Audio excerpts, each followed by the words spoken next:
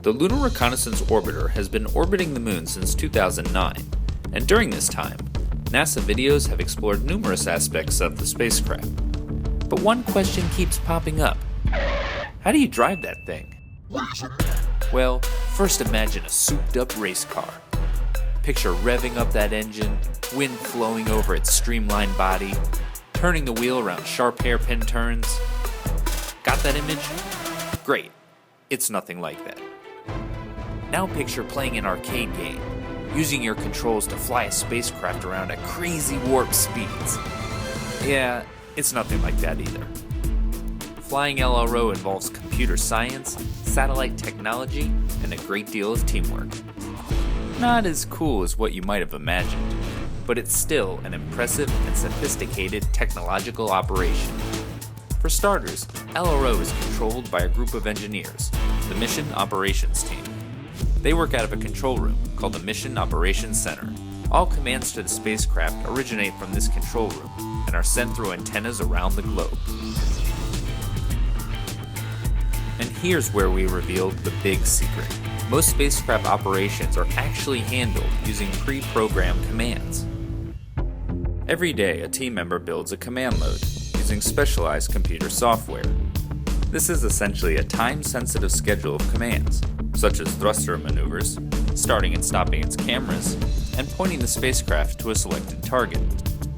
These command loads are then activated on board by the single board computer, which talks to the electronics and microprocessors in LRO's instruments. Many operations require real-time monitoring.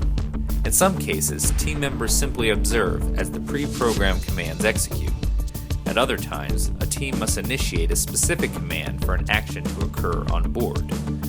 One event requiring real-time monitoring is a lunar eclipse. A lunar eclipse could mean trouble for LRO since it's solar-powered. To prevent damage from the frigid temperatures, prior to the eclipse, the spacecraft will spend about 14 hours heating up. Nearly all the instruments will be turned off as well to preserve battery power. Once out of the darkness, commands are given to reconfigure the spacecraft. If an emergency occurs during spaceflight, the single-board computer can put LRO into a safe mode. This maintains safe temperatures and electricity until the team can contact the satellite and determine the problem. One final aspect to operating this spacecraft involves its reaction wheels. And no, these don't have spinners or flashy rims. Reaction wheels help orient a spacecraft through managing angular momentum. An easy way to think about this concept is how it's easier for a bicycle to stay upright when the wheels are turning. On LRO, there are 4 reaction wheels constantly spinning.